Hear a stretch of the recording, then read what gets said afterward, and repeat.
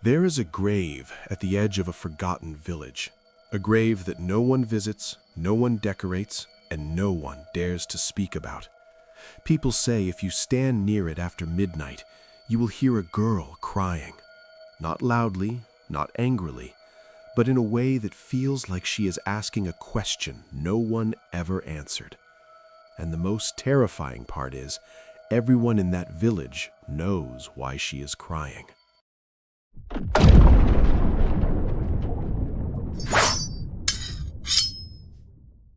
Before we begin, remember this.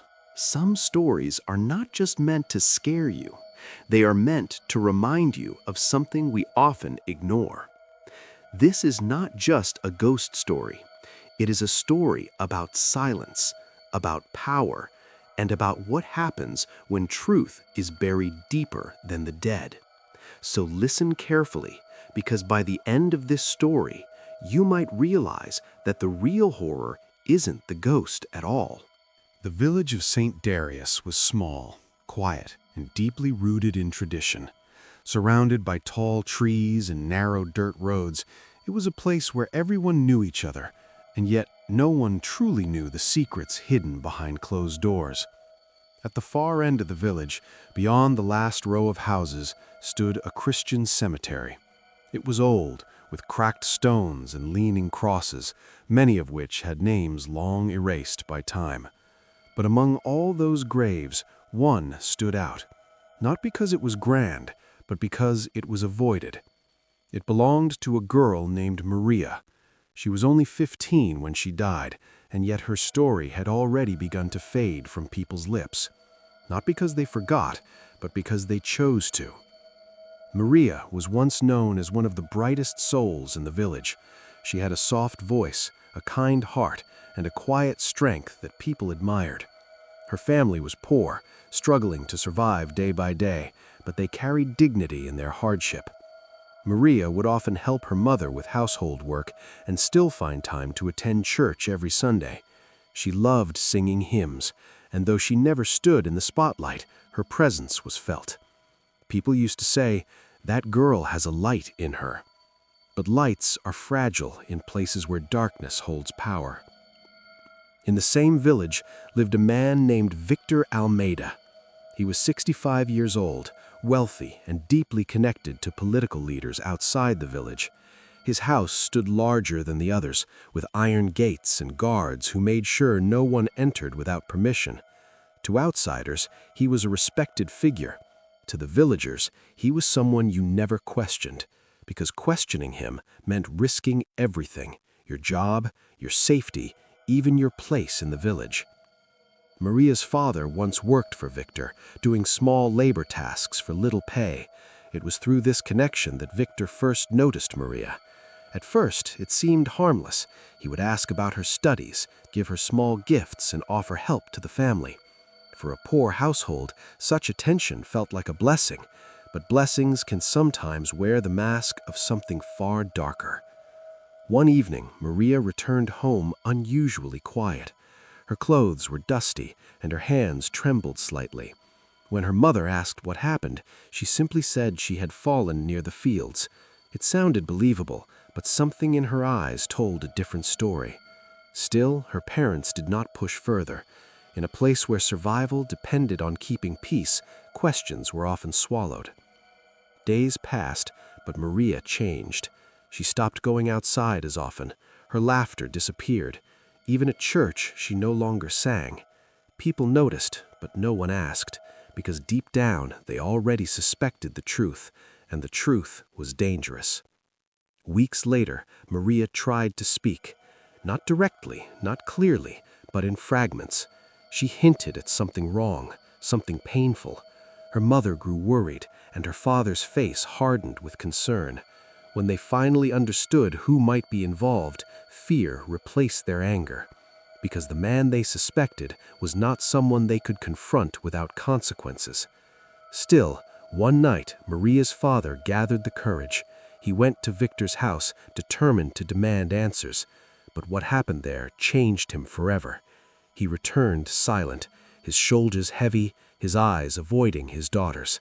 When his wife asked what happened, he simply said, "We cannot fight him." That sentence sealed Maria's fate, not because her parents didn't love her, but because fear had become stronger than justice. From that moment on, Maria stopped trying to speak. Her silence became her shield, but also her prison. The village continued its routine as if nothing had happened. Children played, markets opened, church bells rang, but Maria's world had already collapsed. And in that silence, the man who held power grew even more fearless. He knew no one would stop him. He knew the village would look away. And so the darkness continued, not loudly, not publicly, but in a way that slowly erased Maria from within. By the time she turned 15, Maria was no longer the girl people remembered. She was pale, weak, and distant. Her eyes carried a weight no child should ever bear. And one stormy night, when the rain fell heavily and the wind drowned out every sound, Maria made a decision. It wasn't sudden. It had been growing inside her for a long time, shaped by silence, fear, and hopelessness. The next morning, the village awoke to whispers. Maria had been found near the cemetery, lifeless, still, gone. Her funeral was quiet, too quiet. People came, but they avoided looking at her parents. Some stood at a distance, as if proximity would force them to confront something they had long ignored. She was buried at the edge of the cemetery, under a simple wooden cross. No long speeches, no justice, just silence, once again. For a while, life continued as usual, or at least that's what people tried to believe. But something had changed, not in the open, but beneath the surface, like a crack slowly spreading through the foundation of the village. It began with small things, strange sounds at night, dogs barking towards the cemetery at dusk, children waking up crying, claiming they saw a girl standing near their window. At first, people dismissed it as imagination, but then the incidents became harder to ignore. A farmer reported hearing footsteps behind him while walking past the cemetery at dusk. When he turned around, no one was there, but the air felt cold, unnaturally cold. Another villager claimed he heard someone whisper his name while passing by Maria's grave. He ran without looking back. Then came the night that changed everything. Victor Almeida was returning home late from a meeting outside the village. His car moved steadily along the dark road until it reached the area near the cemetery. Suddenly, the engine stopped. No warning, no reason. The headlights flickered before going completely dark. Frustrated, Victor stepped out of the car, muttering under his breath. He tried to restart the engine, but nothing worked. And then he heard it. A soft sound. Not quite a voice, not quite a cry, but something in between. He turned slowly. Near the edge of the cemetery, illuminated faintly by lightning, stood a figure, a girl, wearing a simple white dress, her hair hanging loosely over her face. She wasn't moving. She was just standing there. Victor called out, his voice shaky. "Who's there?" The figure did not respond. Instead, it took a slow step forward, then another. And as lightning struck again, her face became visible. It was Maria. But not the Maria he remembered. Her eyes were hollow, yet filled with something unbearable. Truth, pain, and a silence that had turned into something far more powerful. Victor stumbled back, his breath quickening. "No, this is not possible." The figure tilted her head slightly, as if studying him. Then, in a voice that barely rose above a whisper, she said, "You never listened." The next morning, Victor was found near the cemetery, alive but broken. He could not speak. His body trembled uncontrollably. Doctors were called, but they found no physical cause for his condition. It was as if something inside him had shattered beyond repair. After that night, The village could no longer ignore what was happening. People who had remained silent began experiencing strange occurrences. Some heard whispers in empty rooms. Others saw fleeting shadows that disappeared when approached. Mirrors cracked without reason. Objects moved slightly, just enough to make people question their sanity. But the most unsettling part was the feeling, an unshakable sense that someone was watching, not with anger, but with expectation, as if waiting for something or someone to finally speak the truth.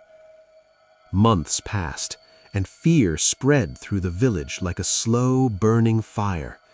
Church attendance increased, but prayers felt heavier, almost desperate. People avoided the cemetery completely. Children were warned never to go near it, especially after sunset. Then, a new priest arrived. Father Thomas was not like the others. He listened more than he spoke.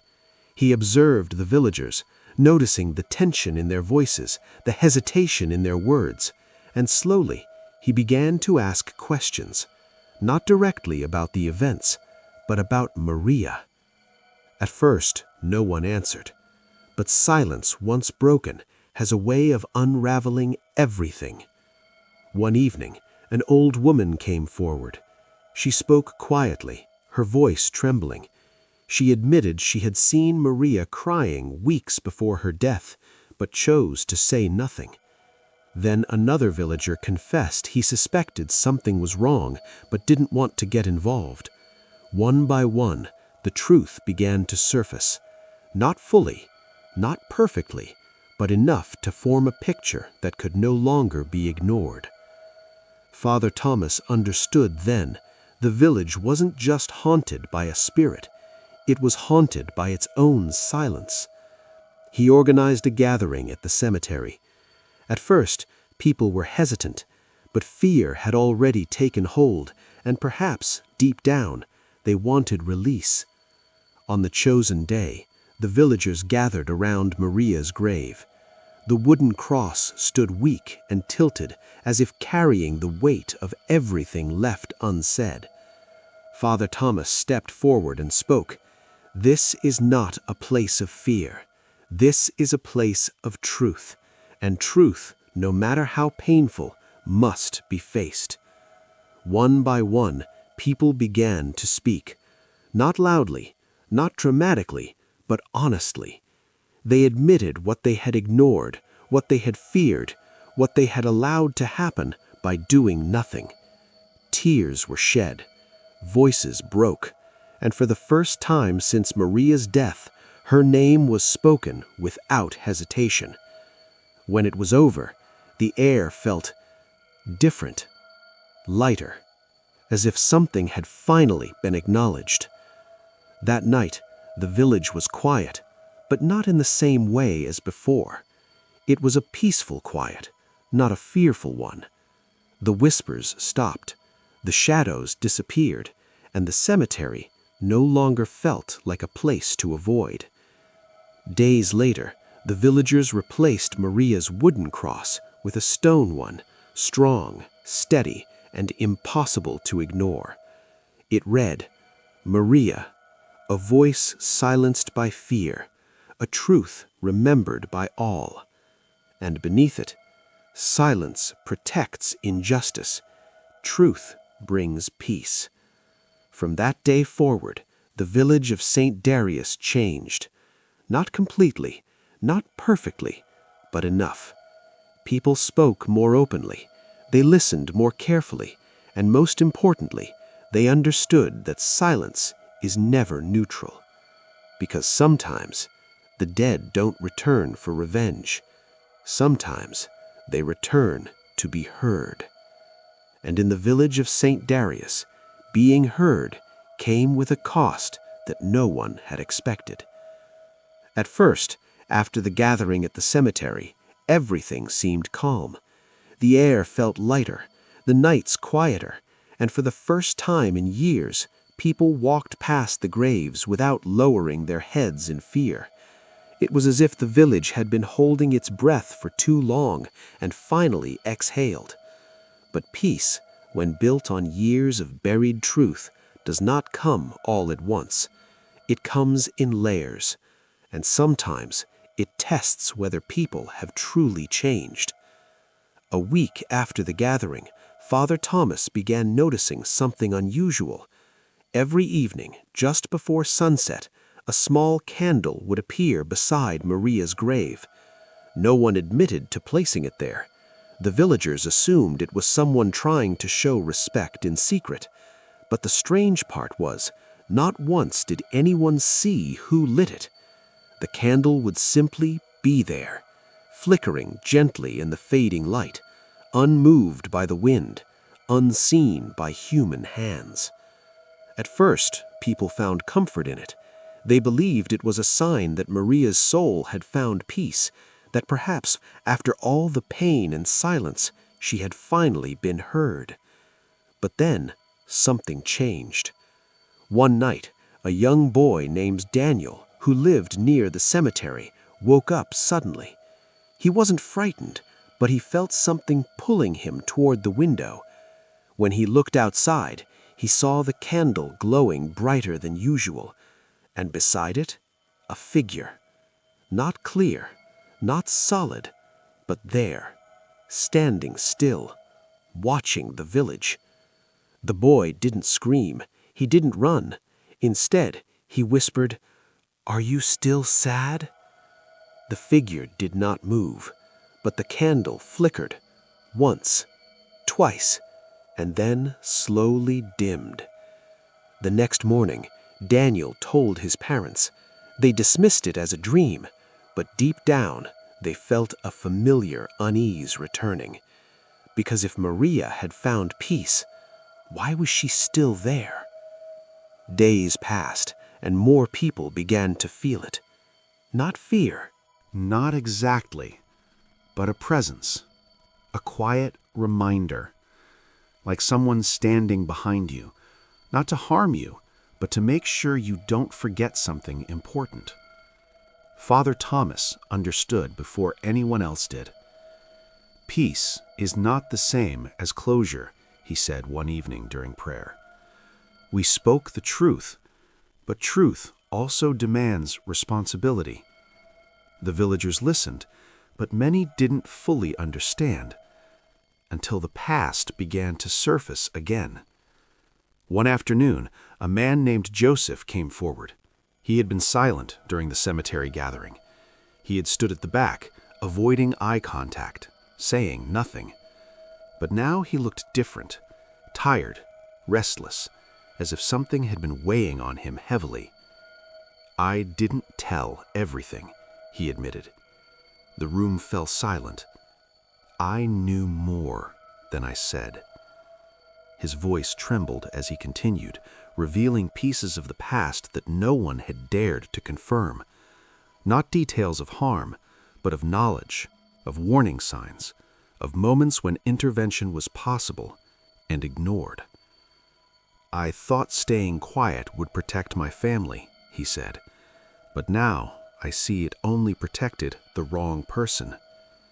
That confession changed everything, because it proved something the villagers had been avoiding. They hadn't just been silent, they had been aware, and awareness brings responsibility.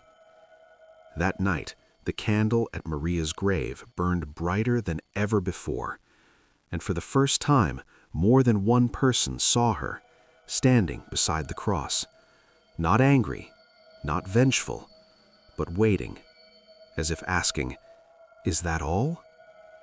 The next day, Father Thomas called for another gathering, this time not just at the cemetery, but in the center of the village, where everyone could see, hear, and speak openly. "This is not over," he said firmly. "Truth is not a single moment, it is a process, and if we stop halfway, we return to silence." One by one, more villagers came forward, not because they were forced to, but because they could no longer carry the weight. Stories emerged, not just about Maria, but about a pattern of fear that had existed for years. People began to connect the dots, to understand how power had been misused, how silence had become a habit, and how that habit had allowed harm to continue unchecked.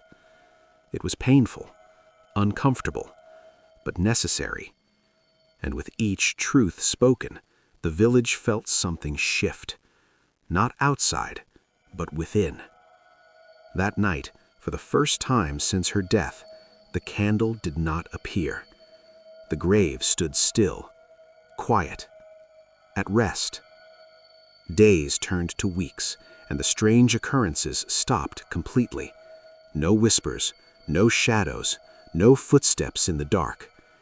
Just silence. But this time, it was a different kind of silence. Not the silence of fear, but the silence of peace. The villagers began to visit the cemetery again, not out of obligation, but out of respect. Flowers were placed beside Maria's grave. Prayers were said, not just for her, but for the strength to never repeat the same mistakes. Her parents visited often. They didn't speak much. They didn't need to, because for the first time, they felt that their daughter had not been forgotten, and more importantly, that her story had changed something. Years later, the village of St. Darius was no longer known for fear or silence. It became a place where people spoke up, where power was questioned, and where truth was valued even when it was uncomfortable. Visitors who came to the cemetery would often stop at Maria's grave. They would read the inscription. They would ask about her story, and the villagers would tell it, not as a ghost story, but as a lesson. Because Maria was no longer just a memory. She had become a voice, a reminder, a warning, and a promise that no matter how deeply truth is buried, it will find a way to rise. And sometimes it rises not to haunt us, but to change us. And in that change, the village slowly began to rebuild something it had lost long ago, its conscience. Parents started listening more carefully to their children, not dismissing their fears or silences as imagination. Neighbors paid closer attention to one another, no longer choosing comfort over truth. The church became more than a place of prayer. It became a place of accountability, where difficult conversations were no longer avoided. Even the smallest signs of wrongdoing were no longer ignored because the memory of what had once happened was too heavy to repeat. Maria's grave, once feared and abandoned, became a place of reflection, where people came not just to mourn, but to remind themselves of the responsibility they carried towards one another. And though years passed and new stories replaced old ones, the lesson remained rooted deep within the village, that justice delayed is a wound that never truly heals, and silence, no matter how safe it feels in the moment, can echo far louder than any cry for help. In the end, the village was not defined by the darkness it once allowed, but by the courage it found afterward, the courage to speak, to listen, and to stand against the kind of silence that once took everything for a girl who only wanted to be heard. And even as seasons changed and years quietly slipped past the village of St. Darius, her story refused to fade into the background like so many others before it, because it had carved itself into the very rhythm of daily life, into the way people spoke, the way they listened, and the way they chose courage over comfort when it mattered most. And there were moments, small, almost unnoticeable moments, when the villagers would pause and feel as though time itself had folded, as if the past and present were standing side by side, watching each other, learning from each other. And it was during one such evening, when the sky turned a deep shade of orange and the wind carried the distant sound of church bells, that Daniel, now older and wiser, found himself standing once again near the edge of the cemetery, his eyes resting on the stone cross that had become more than just a marker of loss. It had become a symbol of awakening. And as he stood there, He remembered the night he first saw the faint figure beside the candle, the quiet presence that didn't demand fear, but demanded truth. And he realized something that many in the village had begun to understand in their own ways, that Maria's story had not ended with her death, nor with the strange events that followed, but had instead begun a transformation that extended far beyond a single life, shaping decisions, influencing actions, and reminding everyone that the cost of ignoring truth is never truly paid in the moment, but collected slowly over time, in silence, in regret, in the quiet spaces where conscience refuses to rest. And as Daniel gently placed a small bouquet of wildflowers beside the grave, he whispered a simple promise, not just for himself, but for everyone who had learned from the past, that no voice would be dismissed so easily again, that no sign would be ignored simply because it was inconvenient or uncomfortable. And as he stepped back, the wind moved softly through the trees, not in a haunting way, but in a calm, almost reassuring rhythm, as if acknowledging that something had indeed changed for the better. And back in the village, life continued with its usual routines. Markets opened, children played, families gathered.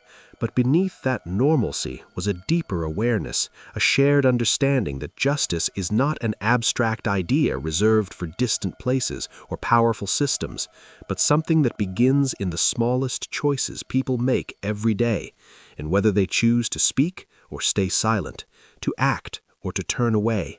And this understanding quietly shaped the next generation, children who grew up hearing not just stories of fear, but stories of responsibility, of how a village once failed and then chose to rise above that failure. And teachers in the small school began to include lessons about empathy and courage, encouraging students to listen to one another, to stand up when something felt wrong, to trust that their voices mattered even when the world seemed unwilling to hear them. And slowly, almost imperceptibly, the culture of the village shifted from one of quiet acceptance to one of mindful attention, where people no longer measured safety by silence, but by honesty. And even travelers who passed through St. Darius would notice something different, though they couldn't always explain it, a sense that the village carried a story beneath its surface, something heavy yet meaningful, something that had left a permanent mark. And those who stayed long enough would eventually hear about Maria, not as a ghost, not as a tale meant to frighten children, but as a reminder of what happens when truth is ignored, and what can happen when people finally choose to face it. And sometimes, on rare and quiet nights, when the moonlight fell just right across the cemetery, a gentle breeze would pass over the graves, moving the grass in soft waves, and for a brief moment it would feel as though someone was there, not watching in sorrow, not waiting in pain, but simply present, as if to say that being heard had made all the difference, and that the echo of a once silenced voice had transformed into something enduring, something that no longer needed to call out in the darkness because it now lived within the hearts and actions of those who chose to remember. And in that sense, Maria's story never truly ended because it had become a part of something larger than itself, something that continued to grow, to guide, and to remind everyone that even in the face of fear and power, truth has a way of finding its place, not just in words spoken aloud, but in the choices people make long after the story has been told. And as the village moved forward, carrying both its past and its lessons, it did so with a quiet strength, the kind that doesn't need to prove itself loudly, because it is built on understanding, on accountability, and on the unshakable belief that no voice, no matter how small or how fragile, should ever be left unheard again. If you felt the weight of the moor and the echo of that howl, don't disappear into the silence. Subscribe and step back into the shadows with us. Every story is darker, every fear more real, and the next one is already out there, waiting for you.